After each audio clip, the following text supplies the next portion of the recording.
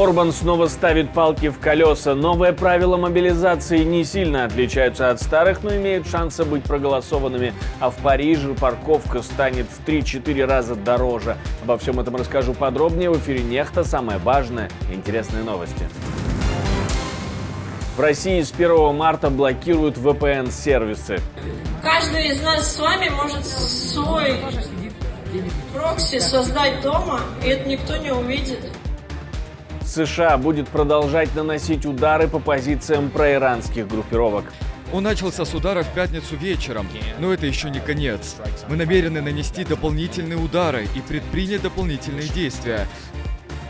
В Грузии задержана партия взрывчатки. Зачем ее везли в Воронеж и при чем тут народные депутаты Украины? В результате первичного изучения найденных устройств было установлено, что все 6 устройств были изготовлены специалистом высокого уровня и рассчитаны на большой радиус поражения. Спасибо, что смотрите, спасибо за доверие. Не забывайте ставить лайки, не забывайте оставлять комментарии, не забывайте подписаться на наш канал, это важно. Поехали.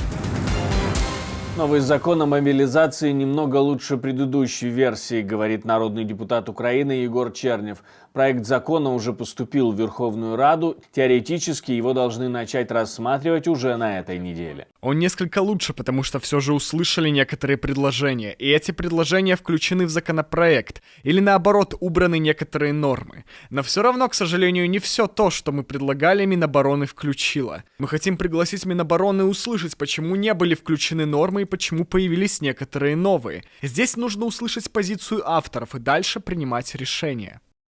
Глава этого же комитета Верховной Рады по нацбезопасности, обороны и разведке говорит, что шансов у закона быть проголосованным много. Да, есть замечания, предложения, но ситуация такова, что без внедрения демобилизационных и мобилизационных механизмов мы рискуем крайне истощить наши силы обороны, последствия чего даже не хочу прогнозировать.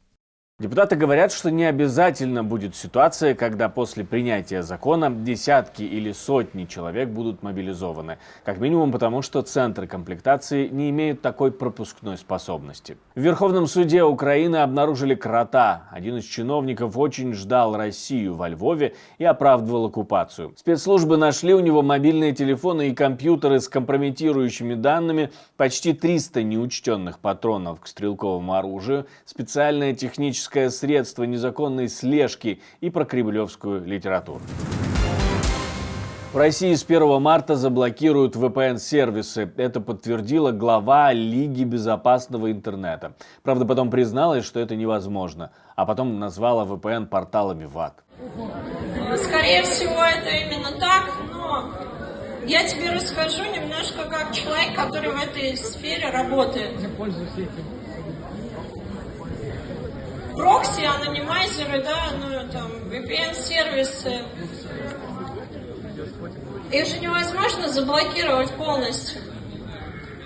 Каждый из нас с вами может свой прокси создать дома, и это никто не увидит. Особо сложного для человека со знаниями ничего тут нет. И мы, например, в организации тоже таким пользуемся, потому что нам приходится смотреть контенты на площадках, которые заблокированы, да, поскольку по ним тоже присылают. Соответственно, на 100% ограничить это будет нельзя, это просто технически невозможно. В России уверены, что VPN-приложения выкачивают данные пользователей и передают сторонним лицам, поэтому над интернетом нужно установить полный контроль и дать лучший доступ к этим данным государству. В Грузии задержан груз со взрывчаткой, который якобы следовал из Одессы в Воронеж для осуществления терактов, как говорят в службе безопасности Грузии. Также там говорят, что не исключена организация терактов на территории самой Грузии. А замешаны в подготовке были 7 граждан Грузии, 3 украинцев и 2 граждан Армении. В организации перевозки груза Тбилиси подозревает гражданина Украины, уроженца Батуми Андрея Шарашидзе, депутата от партии Владимира Зеленского «Слуга народа». В рамках оперативно-розыскных мероприятий, на основании предварительной оперативной информации, в результате обыска конкретного автотранспорта сотрудниками КТЦ были изъяты 2 единицы аккумуляторов, предназначенных для электромобиля. В качестве контейнеров использовались имеющиеся аккумуляторы.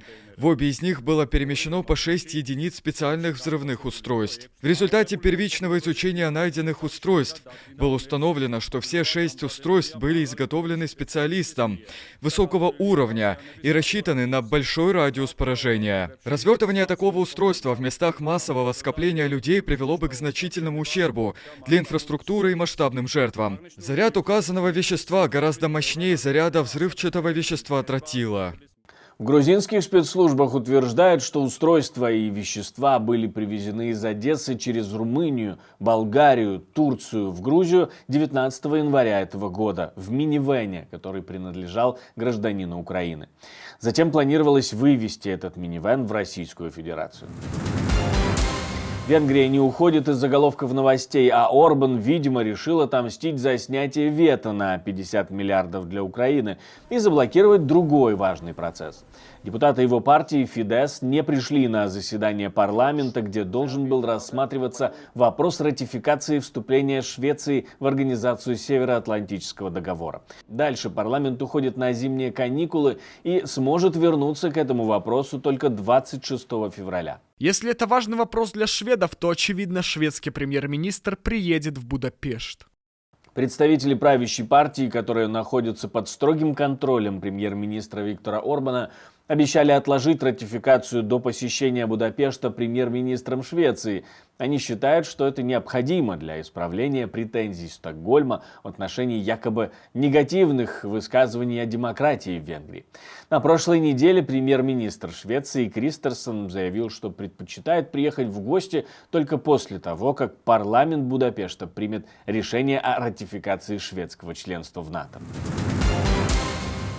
Удары по йеменским хуситам были самообороной, говорит британский премьер, и направлены они против продолжающихся нападений поддерживаемой Ираном группировки на коммерческие суда и военные корабли в Красном море. Сунак добавил, что без колебаний будет защищать жизни и интересы британцев. С момента последнего удара мы видим, что хути продолжают атаковать суда в Красном море, что, безусловно, незаконно, подвергает риску жизни невинных людей и имеет экономические последствия. Это включает в себя, кстати, нападения на связанные с Великобританией суда. И именно поэтому мы снова предприняли действия в порядке самообороны, соразмерной вместе с нашими союзниками. Я ясно дал понять, что без колебаний буду защищать жизни британцев, британские интересы и наши дипломатические усилия, направленные на то, чтобы вернуть деэскалацию и стабильность в регион. Объяснение потребовалось после того, как 3 февраля США и Великобритания нанесли удары по 36 позициям хути в Йемене, что стало второй серией масштабных боевых операций США против связанных с Ираном группировок после нападения на американские войска в минувшие выходные. Но в Соединенных Штатах собираются продолжать наносить удары по поддерживаемым Ираном группировкам. И когда 3 американца были трагически убиты, президент приказал принять твердые и серьезные ответные меры, которые мы сейчас и принимаем. Он начался с удара в пятницу вечером, но это еще не конец. Мы намерены нанести дополнительные удары и предпринять дополнительные действия, чтобы дать четкий сигнал о том, что США будут реагировать, когда на наши силы нападают или убивают людей. На данный момент мы все еще оцениваем, сколько жертв было среди ополченцев, и наши военные продолжают предоставлять президенту эти оценки. Мы считаем, что удары принесли хороший эффект, снизив возможности этих групп ополченцев атаковать нас. И мы считаем, что продолжая, мы сможем дальше посылать сильный сигнал о том, что США твердо намерены ответить, когда наши силы подвергнутся нападению. На фоне этого представители проиранских формирований тоже обещают американским силам ответить. Они обвиняют во всех бедах на территории своих стран Соединенные Штаты Америки. Исламское сопротивление в Ираке считает, что США не выполнили свое обещание о выводе войск. Мы не приемлем неискренний уход США, поэтому исламское сопротивление будет продолжать военные действия до тех пор, пока американские войска не покинут Ирак. И исламское сопротивление Ирака ответит в ближайшие несколько дней. Присутствие США и их военная оккупация в регионе позволяют им использовать экстремистские группировки и другие проблемы в качестве предлога, чтобы вмешиваться во внутренние дела Ирака и соседних стран, создавая нестабильность в этой богатой нефтью стране. Соединенные Штаты пока не заявляли о выводе своих войск из региона, поэтому будем наблюдать за изменениями текущего положения и за тем, как такие проиранские формирования собираются мстить США. Парижане голосуют за увеличение стоимости парковки для внедорожников в 3 раза. Почти 1,5 миллиона парижан были приглашены на голосование за увеличение стоимости парковки для больших авто. Явка была сравнительно малой – 6%, около 80 тысяч. Более 50% из них голосовали за, и теперь собственники автомобилей весом в 1,6 тонны должны будут платить 18 евро в час за парковку в центральных округах столицы и 12 евро во внешних округах. Невозможно превратить Париж в пешеходный город. Я думаю, что в Париже есть проблемы посерьезнее, чем внедорожники. Может быть, мы и наказываем парижан, но как насчет тех, кто вынужден приезжать на работу в Париж? Они жизненная сила Парижа. Я думаю, что мы должны как можно чаще отдавать предпочтение общественному транспорту в Париже. Внедорожники занимают много места, а я, как велосипедист, предпочитаю обгонять маленькие машины, а не внедорожники. Жители, которые паркуются в тех кварталах, в которых живут, и таксисты не будут платить повышенную сумму.